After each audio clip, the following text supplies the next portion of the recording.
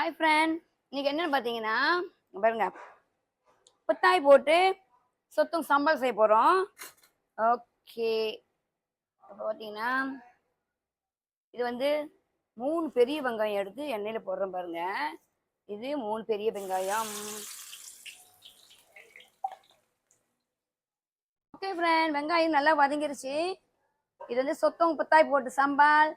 இது என்னன்னு பார்த்தீங்கன்னா, நான் ஒரு பொடி இவ்வளோ மிளகா வெட்டிட்டேன், விதை இல்லாமல் எடுத்துக்கிட்டேன். கொஞ்சோண்டு ஒரு பீஸ் இஞ்சி, இதில் வந்து ஒரு 7 பீஸ் பூண்டு போட்டிருக்கேன். நல்லா அரைச்சிட்டேன், நல்லா அரைச்சிருக்கேன் பாருங்க. கொஞ்சம் எண்ணெய் ஊற்றி அரைங்க, அப்போ தான் வந்து விதை அறவே இருக்காது.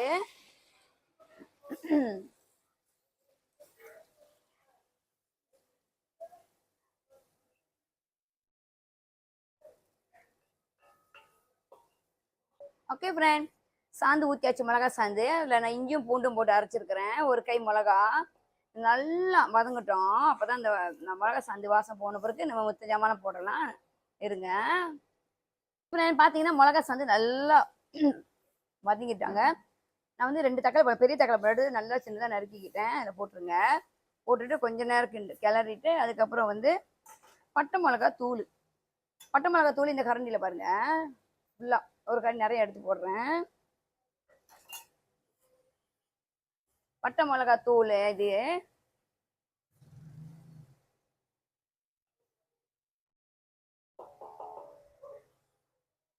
ஓகே, போட்டுட்டு இங்கே பாருங்க ஃப்ரெண்ட்ஸ், இந்த கிளாஸில் ஒரு கிளாஸ் தண்ணி ஊற்றுறேன்.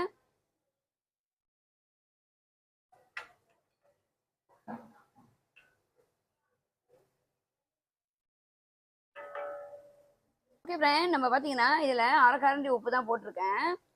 அரை கரண்டி உப்பு, ஏன்னா நான் சுக்கா ரசம் வந்து இதில் ஒரு கரண்டி போடுறேன். அதுக்கப்புறம் பார்த்தீங்கன்னா புளி பார்த்தீங்கன்னா கொஞ்சோண்டு, இதில் அரைக்காண்டி புளி தான் எடுத்துருக்கேன். இதில் அரைக்காண்டி புளி எடுத்து நல்லா திக்காக கரைச்சிக்கிட்டேன். இவ்வளோ இந்த அளவு பார்த்தீங்கன்னா நான் 1.5 கிலோ சொத்தம் எங்களுக்கு வாங்கி ஆஞ்சிட்டேன். இது பார்த்தீங்கன்னா 1.5 கிலோ சொத்தம் நல்லா ஆஞ்சிட்டு லைட்டாக மஞ்சத்தூள் எல்லாம் போட்டு கிண்டி வச்சுட்டேன். இதில் நான் உப்பு போடல, கொஞ்சோண்டு மஞ்சத்தூள் போட்டு நல்லா கரைஞ்சி வச்சுட்டு நம்ம இதில் போட்டு கிண்டுவோம். சொத்தம் கொஞ்சம் வேகட்டும், ஏன்னா இது சின்ன சொத்தவங்க தான், ரொம்ப நேரம் வேகணும்னு அவசியம் இல்லை, கொஞ்ச நேரத்தையும் வெந்துடும். ரொம்ப நேரம் நீங்கள் வேக வச்சிங்கன்னா அது கித்தா மாதிரி ஆயிரும், ரப்பர் மாதிரி.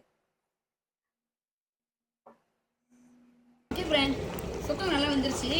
இப்போ நம்ம வந்து புத்தாய் போட போகிறோம். ஓகேங்களா? புத்தாய் வந்து ஒரு பேக்கெட் வாங்கிட்டேன் நான். சரி, அந்த எவ்வளோ ஒரு பேக்கெட் இருக்கும் அந்த புத்தாயை நான் நல்லா வாங்கிட்டேன். பார்க்கவே வாய் வருது.